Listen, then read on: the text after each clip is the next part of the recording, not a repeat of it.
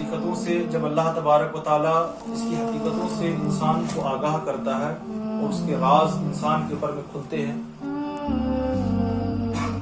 تو توحید کا ایک مقام اور ایک درجہ اس کو حاصل ہو جاتا ہے، اور یہ پہلا درجہ ہے توحید کا، لا الہ الا اللہ، اور آگے جو رسالت ہے محمد رسول اللہ صلی اللہ علیہ وسلم۔ دوسرا جو درجہ ہے الا اللہ کا، اسی لیے اس کے بعد جو ذکر کرائی جاتی ہے وہ الا اللہ الا اللہ، پھر اس کے بعد اللہ اللہ، کہ وہاں تمام خیر کی نفی ہو جاتی ہے اور صرف اللہ ہی اللہ رہ جاتا ہے، اور پھر اس کے بعد اللہ کہ وہی ہے، اس کے سوا کچھ نہیں۔ تو توحید کے 4 مراتب ہیں، 4 درجے ہیں۔ تفسیر وائز بیان کرنا یہاں بس میں مناسب نہیں ہے کہ ایک ایک درجے کا الگ الگ ڈیفینیشن بتایا جائے۔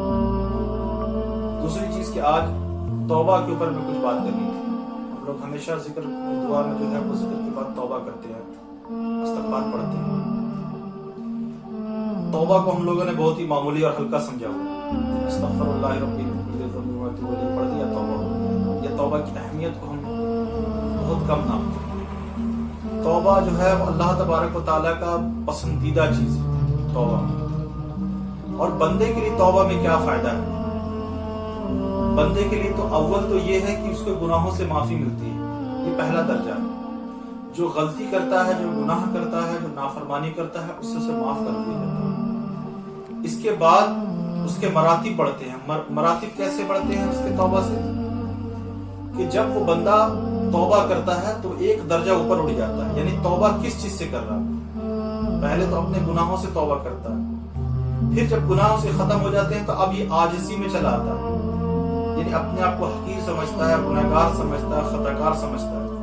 تو جو ہی یہ توبہ کرتا ہے اور اپنے آپ کو حقارت کی نظر سے دیکھتا ہے، یعنی کہ اپنے آپ کو عاجزی کی نظر سے دیکھتا ہے، انکساری کی نظر سے دیکھتا ہے، یہ اوپر اٹھتے چلا جاتا ہے۔ قاعدہ ہے، قانون ہے کہ جو اوپر جانے والا پہلے نیچے جائے گا۔ آپ نے دیکھا نا وہ راکٹ جو اوپر جاتی ہے پہلے تھوڑا نیچے جاتی ہے، اس کے بعد پھر اوپر جاتی ہے۔ بندوق جو چلائی جاتی ہے تو پہلے وہ پیچھے جھٹکا لیتی ہے، پھر اس کے بعد آگے گولی جاتی ہے اس کی۔ تو پہلے پیچھے یعنی کہ پہلے نیچے، پھر اس کے بعد اوپر۔ کسی کی روح جو ہے وہ آسمانوں پہ جاتی، کیسے جاتی؟ زمین کے اندر ڈالتے ہیں تب تو جاتی ہے آسمان پہ، 3 فٹ 4 فٹ گڈھا کر کے ڈال دیتے ہیں نا اس کو۔ یہ عاجزی ایسی ہی چیز ہے کہ آپ جتنا عاجزی میں جا رہے ہیں، جتنا انکساری میں جا رہے ہیں، اتنا اوپر چلے جا رہے ہیں، اتنا بلند مقام پہ ہوتے چلے جا رہے ہیں۔ اب توبہ کے جو ہے درجات ہیں، بہت سے درجے ہیں، پہلا درجہ، دوسرا درجہ، اس طرح سے بہت کافی سارے درجے ہیں۔ کئی بار ایسا ہوتا ہے کہ کسی کی پریشانی ختم نہیں ہو رہی ہوتی، مشکلیں ختم نہیں ہوتی، وہ بندہ ورد بھی پڑھ رہا ہوتا ہے، وظیفہ بھی پڑھ رہا ہوتا ہے، نیک کام بھی کرنا شروع کر دے رہا ہوتا ہے، لیکن اس کے باوجود اس کی مشکلیں حل نہیں ہو رہی ہوتی۔ اس کی وجہ کیا ہوتی ہے کہ اس کے کوئی ایسے گناہ ہیں کہ جو اسے باطنی طور پر اس کے اصل وجود کو بالکل دلدل میں ڈال کر کے رکھی ہوئی، کئی درجے اندر گیا ہوا۔ اب وہ جیسے جیسے توبہ کرتا ہے اپنے اس گناہ سے، اس نافرمانی سے، ویسے ویسے وہ بلند ہونا شروع ہو جاتا ہے، وہ اس جگہ سے نکلنے لگ جاتا ہے۔ جو اہل نظر ہیں تو وہ اس چیز کو دیکھتے ہیں، کسی کسی کے حالات کو، کوئی پریشان حال آیا، کوئی مصیبت زدہ آیا، پہلے اولیاء اللہ جس کو جو علاج کرتے تھے روحانی علاج، تو انہیں ساری چیزیں سمجھ میں آتی تھی کہ کوئی ان کے سامنے آ کے بیٹھا تو وہ باقاعدہ اس کو دیکھتے تھے تو سمجھ میں آ جاتا تھا کہ ہاں یہ کہیں دھسا ہوا، یعنی کہ فزیکلی تو یہی موجود ہے، وہ جسم اس کا یہاں ہے، لیکن اس کا اصل وجود جو ہے کسی گڈھے میں گرا ہوا ہے، کسی دلدل میں پھنسا ہوا ہے، کوئی اس پہ جو ہے وہ بالکل جو ہے کسی اندھیرے کمرے میں نظر آ رہا ہو، چاروں طرف سے پورا بند ہے وہ، تو پھر اس پر توجہ کرتے تھے۔ اب پھر دیکھتے تھے کہ توجہ بھی میری کام نہیں کر رہی ہے، تو اس کو کہتے تھے کہ تم توبہ کرو۔ اب جب تک یہ توبہ نہیں کر رہا ہوتا تھا، وہ نکل نہیں رہا ہوتا وہاں سے۔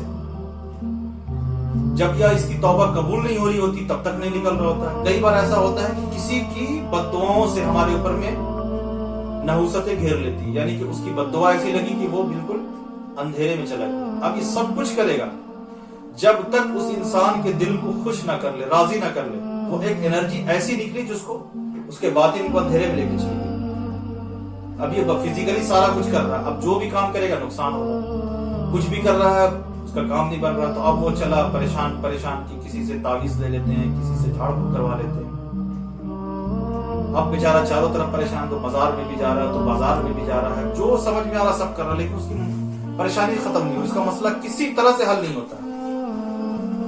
कई बार इलाज करने वाले इलाज कर करके उसका परेशान कि आखिर इसको कौन सा जिन लग गया है, कौन सा जादू लग गया है, उसको खत्म नहीं हो रहा।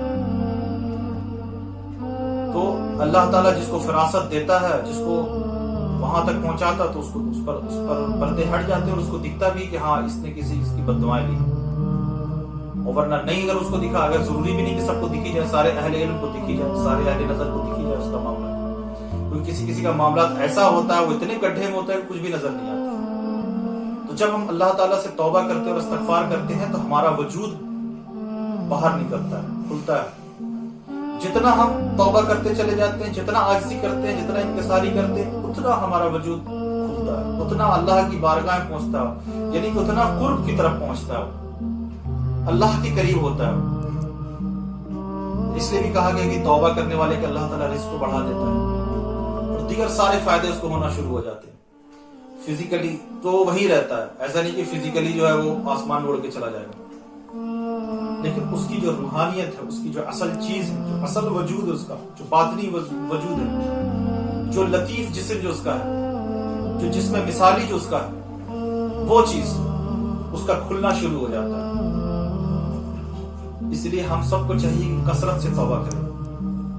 अव्वल तौबा तो है, शुरुआत का तौबा जो है वो गुनाहों से।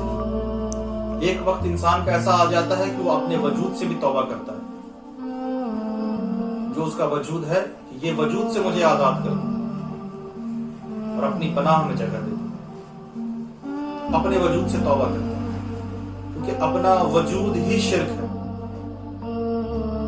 मैं हूं इसलिए तू नहीं है, मेरा होना ही तेरा नहीं होना। जब मैं हूं वो नहीं, जिस दिन मैं नहीं रहूंगा वही वो रहेगा। यही तौबा है कि जिस तरह से इंसान तौबा करते चला जाता है, इतनी एक बार तौबा हो जाती है, ऐसी तौबा हो जाती है, इस लेवल की तौबा पहुंच जाती है, अपने वजूद को भी तर्क कर दिया, और वहां पे होता है तर्के वजूद।